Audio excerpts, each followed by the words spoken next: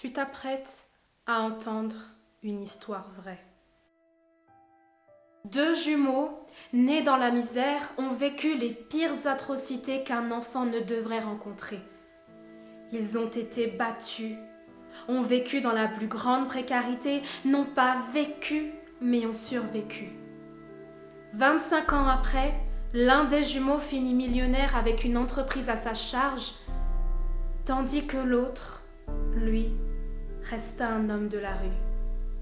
Face à ce contraste, des sociologues se sont approchés d'eux et séparément, ils leur ont posé la même question. Comment avez-vous fait pour terminer ainsi ? Les deux réponses des deux jumeaux furent similaires. Je n'ai pas eu le choix. Comment fais-tu ce choix, toi, face à la négativité dans ta vie ? La prends-tu à ton avantage ou bien à ta destruction ? 5 fois dans ma vie entière, 5 personnes m'ont sorti la pire phrase qui peut briser une raison d'être. Tu n'y arriveras pas. Tu n'es pas assez. Tu es trop. Regarde-toi. Ça n'arrivera pas. C'est frustrant, n'est-ce pas ? Lorsque depuis un moment vous avez un rêve tellement grand, presque inatteignable, et pourtant tu espères un jour tu y parviendras. Puis boum, une moquerie, un commentaire, des chiffres qui obscurcissent notre espoir de voir un jour notre rêve devenir réalité. Tu rêves un peu trop là. Redescends sur terre, ça n'arrivera pas. En contrepartie, on se répète inlassablement dans notre tête, ne les écoute pas. Rejette leurs paroles négatives de la tête, mets-les derrière toi et avance. Pendant 5 minutes, mon message sera tout à fait contraire à ça. Chaque jour, jusqu'à l'obtention de votre objectif, gardez chaque mot négatif qui vous est lancé dans un coin de votre tête. Gardez chaque mot.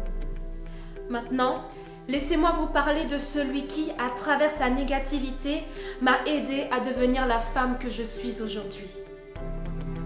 Mon premier amour. J'avais 17 ans, remplie d'espoir pour mon avenir, lorsque je suis tombée amoureuse du garçon qui, à mes yeux, était le plus beau et le plus exceptionnel des garçons.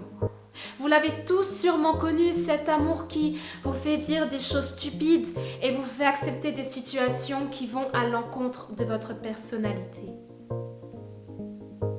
Mais ce garçon, malgré son personnage exceptionnel, ne croyait pas en une chose, que mon rêve finira par se réaliser. Lorsque nous sommes petits, notre professeur nous pose toujours la question la plus stressante pour un enfant qui malgré tout recherche la meilleure réponse à sortir devant toute la classe.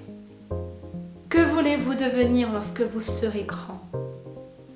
Je veux être photographe, je veux être vétérinaire, je veux être pilote d'avion, astronaute, princesse même parfois. Des phrases qui se terminent toujours par un point et qui ne laissent aucune place au doute et au pessimisme. Je voudrais être chef d'entreprise, mais je sais pas si c'est possible. Je voudrais être styliste, mais je sais pas, je connais personne dans le milieu. Ça, c'est nous, les adultes, qui avons le regard fixé vers nos obstacles avant même qu'ils n'existent pour de vrai. Moi, à 17 ans, j'avais l'enthousiasme d'un enfant. Je serai journaliste, une grande dame dans ce domaine. On me verra à la télévision et on lira mon nom sur les écrans. J'étais tellement sûre de moi, confiante que cela se réaliserait, que j'en avais fait un post Facebook. Un jour, je serai une grande journaliste. Puis un commentaire tombe dans les notifications. Puis 2, puis 3, dont le sien qui m'explique pourquoi est-ce que je devais redescendre sur Terre. T'en vois beaucoup des femmes noires à la télévision en France ? Qu'est-ce que toi, tu aurais de plus que les autres pour pouvoir faire partie des L'absence de femmes noires dans le journalisme ne m'empêchait pas de rêver, Mais à 17 ans, j'avais très peu de moyens de me défendre et de répondre avec conviction à cette question. Qu'est-ce que tu aurais de plus que les autres pour pouvoir faire partie des exceptions? Notre conversation s'est terminée par une promesse de ma part. Tu verras dans 10 ans, tu me verras sur ton petit écran. Et sa réponse fut « Ha ha ha ha ha ha, oui c'est ça, on verra dans 10 ans. » J'ai tout de même remis mes choix en question, puisque si l'homme que je pensais être l'homme de ma vie ne voyait pas en moi le potentiel que j'avais, comment pouvais-je être sûre que ce potentiel existait vraiment? Sauf que la confiance en soi ne démarre pas grâce aux autres, et un projet ne peut démarrer sans la confiance en soi. Je suis responsable de mon propre bonheur. J'ai le choix d'emprunter le chemin de l'action acharnée ou bien le chemin de la démotivation perpétuelle. Bien entendu, notre conversation ne m'avait laissé aucune source de joie. J'aurais pu remettre ces paroles derrière moi, me dire « Oublie Marthe, il est juste jaloux » et tenter de faire, tenter d'essayer, tenter de réussir, tenter d'exister, tenter. Mais chaque jour, je me suis répété cette question. Qu'est-ce que tu as pour pouvoir faire partie des exceptions? Volontairement, j'ai gardé chaque parole en tête. Qu'est-ce que tu as pour pouvoir faire partie des exceptions? Croyez-le ou non, la négativité n'a de puissance que dans celle que vous lui attribuez. Selon votre perception, elle peut être la raison d'une destruction psychologique massive. J'ai décidé d'en faire un moteur vers la réussite. Voilà le pouvoir que j'ai décidé de lui attribuer. La négativité nous pousse à redoubler d'efforts pour annuler le mauvais sort qui nous est lancé. La négativité nous aide, nous encourage à sortir de notre zone de confort pour pouvoir prouver à tout le monde, nous inclus, que nous sommes capables de beaucoup plus que ce que nous pensons. La négativité nous aide à développer notre technique de frappe, notre force, notre état d'esprit. Qu'est-ce que tu as pour pouvoir faire partie des exceptions? Alors bien sûr, cela n'est pas facile, mais cela n'est faisable que si tu as un plan.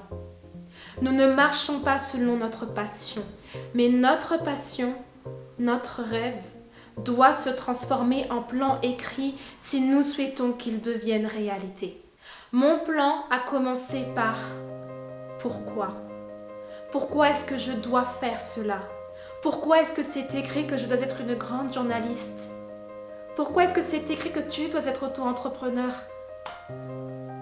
Les gens ne s'accrochent pas à la manière dont tu fais les choses, ni aux matériaux qui vont t'aider à accomplir cette chose. Les gens s'accrochent à la raison pour laquelle tu fais cette chose. Je veux impacter. Impacter n'est pas une raison. Impacter est la conséquence de la raison. C'est le résultat final. En quoi crois-tu et comment veux-tu me vendre ce en quoi tu crois? Ça n'a rien de matériel, c'est du mindset, attitude, état d'esprit.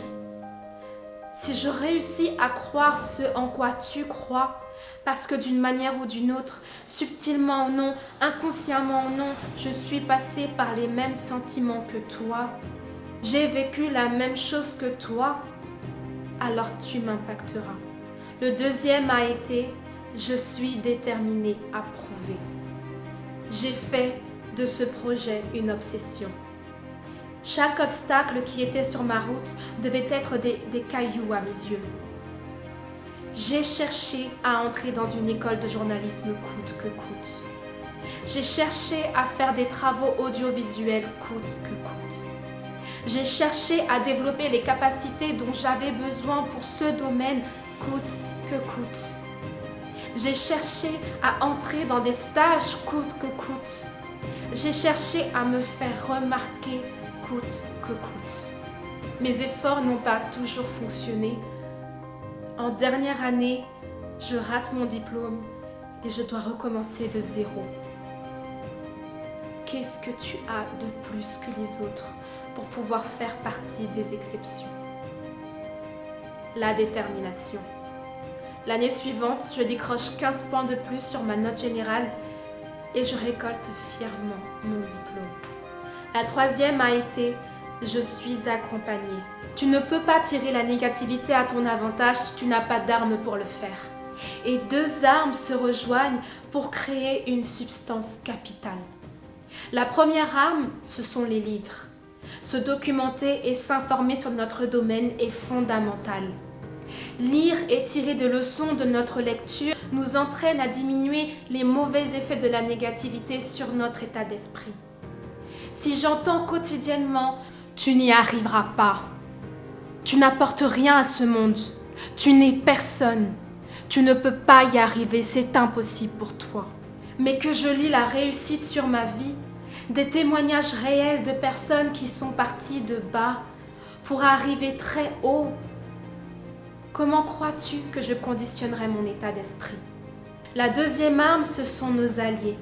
Ces personnes qui n'hésitent pas à nous faire rappeler la réalité lorsque nous devenons aveugles. Tu progresses. Tu progresses. Regarde où est-ce que tu étais avant. Regarde où est-ce que tu es aujourd'hui. Ça s'appelle le progrès. N'abandonne pas. Et ces deux armes provoquent une substance capitale qu'est la sagesse, l'antidote. La quatrième chose a été « je me suis libérée ». La négativité est souvent perçue comme une prison dont les barreaux sont les paroles qui sont jetées sur nous. On s'arrête, n'est-ce pas? On perd de notre force, on arrête d'essayer et on s'arrête. J'étais ma propre victime. J'étais celle qui m'emprisonnait seule parce que la peur de la critique, la peur du jugement, la peur de l'imperfection ne me rendait pas libre. Tu vois, notre perception de la négativité nous pousse à croire que la porte de la prison est fermée, bien que nous sommes ceux qui avons les mains fixées sur les barreaux, alors qu'avec un simple léger push de notre part, nous nous rendrions compte que la porte n'avait jamais été fermée. Quelle puissance donnes-tu à la négativité? Celle de défoncer la cellule et de montrer de quoi tu es réellement capable au-dedans de toi? Ou bien celle de rester emprisonné dans ta propre cellule? La première est de loin la meilleure. Mon plan s'est terminé par oser. Ne pas me focaliser sur les chiffres, mais me focaliser sur les retours des personnes. 2 waouh ou 2 merci était suffisant pour me convaincre que j'étais sur la bonne voie. Oser, oser faire, oser réaliser, oser se tromper, oser progresser, oser recommencer, oser s'avouer que nous ne sommes pas au top dès le départ, oser faire et faire et faire encore jusqu'à ce que le plaisir prenne plus de place que le travail.